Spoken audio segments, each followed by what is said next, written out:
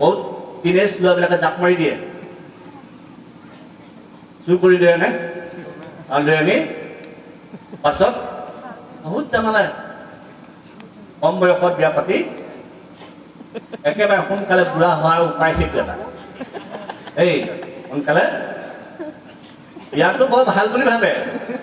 যেতিয়া পাতে এজন মানুহক সুধিলে, এই ভাই এই বিবাহটোনো কি বস্তু, কেনেকুৱা লাগে বিয়া পতা মানুহ এজনক সুধিলে ডেকা ল'ৰা।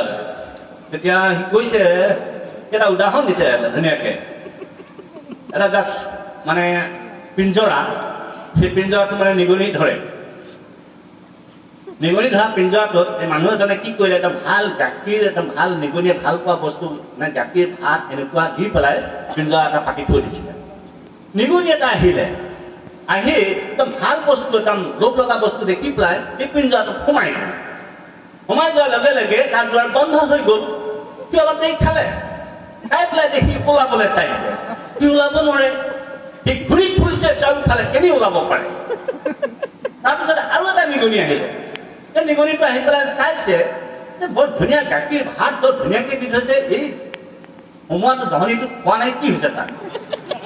সি ঘূৰি ফুৰিছে, সি ভাবিছে মই যদি সোমাব পাৰোঁ পুৰা খাম। সেই কৈছে সি সোমাবৰ কাৰণে ঘূৰিছে, সি সোমাবলৈ ঘূৰিছে, ই ওলাবলৈ ঘূৰিছে। বিয়া পতা মানুহে ওলাবলৈ বিচাৰে কিন্তু ওলাব নোৱাৰে, বন্ধ হ'ল। লাইচেঞ্চ পালে আৰু লাইচেঞ্চ পোৱাৰ পাছত আৰু কেতিয়া কেঞ্চেল কৰিব নোৱাৰে। মৃত্যুৰ তকটো মই তোমাৰ লগত বিশ্বাসী হৈ থাকিম বুলি কৈছে। গতিকে সি যিমান দূৰত ওলাব পৰা নাই, সি কৈছে মই যদি সোমাওঁ, মই যদি এই লাইফটো পাওঁ আৰু মোৰ কাৰণে কিমান ভাল হ'ব। এনেকে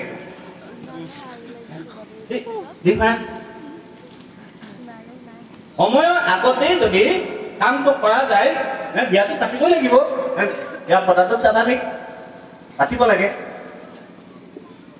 কিন্তু সকলোৱে উপযুক্ত এক সময় আছে। উপদেশকেই কৈছে, উপদেশক ৩ অধ্যায়, সকলোৱে এক সময় আছে। আৰু সেই সময়লৈ যেতিয়া আমি ঈশ্বৰৰ